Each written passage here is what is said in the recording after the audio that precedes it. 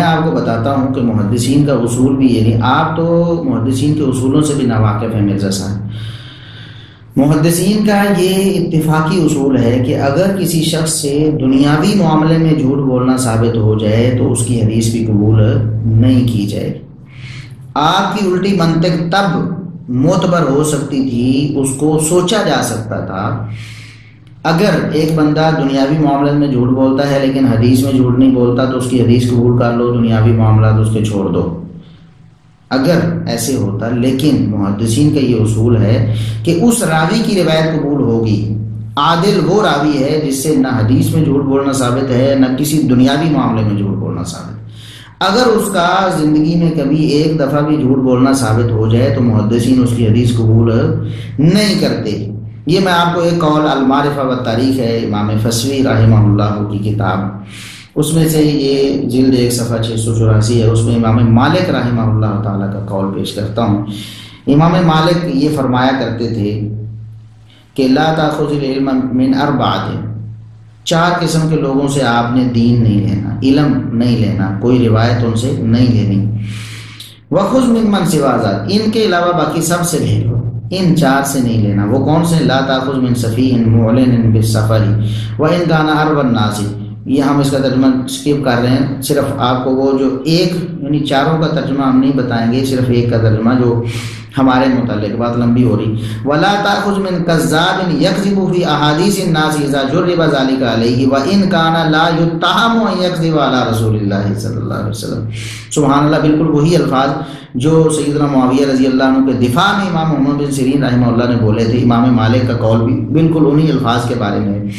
وہ فرماتے ہیں کہ جو شخص لوگوں سے بات کرتے ہوئے یا معاملات کرتے ہوئے جھوٹ بولتا ہے نا، جس کا جھوٹ بولنا ثابت ہو جائے، معاملات میں لوگوں سے لین دین میں جھوٹ بولنا ثابت ہو جائے، تو اگرچہ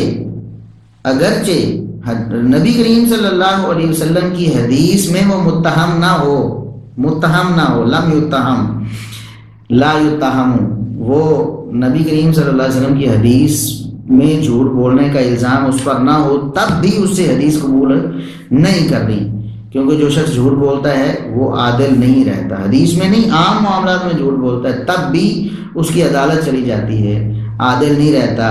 تو مرزا صاحب محدثین کا اتفاق، امت کا اتفاق ہے، صحابہ کرام سارے کے سارے عادل ہیں، تو آپ کیوں خیال نہیں کرتے کہ امت کے اجماع کو آپ رد کر رہے ہیں صرف اپنی ایک الٹی عقل کی وجہ سے، سیدنا معاویہ رضی اللہ عنہ سے دشمنی کمانے کی وجہ سے، ان کے خلاف پروپیگنڈا کرنے کی وجہ سے۔ اور چلو میں جاتے جاتے ایک اور آپ کو روایت سناتا ہوں۔ یہ ایک امام ہے عبد الوہاب بن المبارک، عبد الوہاب بن المبارک، یہ ایک امام ہے، ایک اللہ کے نیک بندے تھے، محدث تھے، عالم تھے۔ یہ المنتظم فی تاریخ الملوک والامم، یہ حافظ ابن الجوزی رحمہ اللہ کی کتاب ہے۔ تو انہوں نے ان کے حالات بیان کیے ہیں عبد الوہاب بن المبارک کے، تو وہ حالات بیان کرتے یہ ان کے اپنے استاد سے، انہوں نے آنکھوں سے دیکھا ہوا تھا انہیں اور ان کے پاس پڑھا بھی ہوا تھا۔ وہ کہتے ہیں کہ وہ کانا ذات دین و ورع، بہت دیندار، بہت متقی تھے۔ وکانا قد نصب نفسہ للحدیث طول النہار، سارا دن حدیث کے لیے وقف کیا ہوا ہے، حدیث پڑھا رہے ہیں، وسامع الکثیر من خلق کثیر وکتب بیدہ الکثیر، ہاتھوں سے بہت ساری تصنیفات لکھی انہوں نے۔ وکانا صحیح سماع ثقۃ ثبتا، ثقہ ثبت، بہت عظیم الشان قسم کا محدث۔ وکنت اقرأ علیہ الحدیث وهو یبکی، میں ان پر حدیثیں پڑھتا، انہیں حدیثیں سنا رہا ہوتا، قرات کر رہا ہوتا، تو وہ یبکی، وہ رو رہے ہوتے، حدیثیں سن کر روتے رہتے۔ فاستفدت ببکائہ اکثر من استفادتہ بروایتہ، کہتے ہیں جتنا ان کے رونے سے مجھے فائدہ ہوا اتنی ان کی روایات سے فائدہ نہیں ہوا۔ حدیث بھی میں نے نہیں، لیکن ان کو روتا دیکھ کر میرے اندر جو ایک للہیت پیدا ہوتی تھی اس سے مجھے بہت زیادہ فائدہ ہوا۔ کہتے وکانا علی طریقۃ سلف، پکے سلفی تھے، سلف کے طریقے ان کے منہج پر تھے۔ وانتفعت بہ بما لم انتفع بغیرہ، کہتے ہیں جتنا میں نے فائدہ ان سے اٹھایا عبد الوہاب بن مبارک سے، اتنا تو کسی سے نہیں اٹھایا، میرے سب سے خاص استاذ یہ تھے۔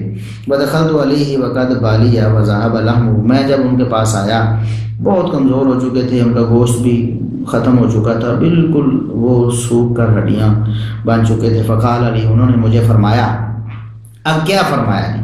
اب مرزا صاحب اگر آپ میں کوئی بھی اللہ کا خوف ہوا نا تو پھر انشاءاللہ آپ اپنی بات سے رجوع کر لیں گے، توبہ کر لیں گے، اور اگر آپ نے خوف الہی کو چھوڑ دیا ہے تو پھر آپ کی مرضی ہے، ہم تو دعوت فکر دے سکتے ہیں۔ اچھا، ان بزرگوں نے کیا، عبد الوہاب بن المبارک جو بہت بڑے محدثی کا سب اللہ سے بہت ڈرنے والے، انہوں نے کیا فرمایا ہے؟ فرماتے ہیں کہ ان اللہ لا یتہم فی قضائہ، اللہ تبارک و تعالیٰ اپنے فیصلے میں متہم نہیں ہے۔ اللہ تبارک و تعالیٰ اب جو فیصلہ اللہ نے میرے لیے کیا ہے نا، تو اس فیصلے میں اللہ پر کوئی الزام نہیں لگاتا، اللہ سے کوئی شکوہ نہیں کرتا، کوئی گلہ نہیں کرتا، یہ اللہ کا فیصلہ ہے، میرے ساتھ ایسا ہونا تھا، میں نے اتنا کمزور ہونا تھا، ہڈیوں کا جو میں نے وہ ایک مٹھا بننا تھا تو میں بن گیا ہوں۔ اللہ تبارک و تعالیٰ اپنے فیصلے میں متہم نہیں ہے۔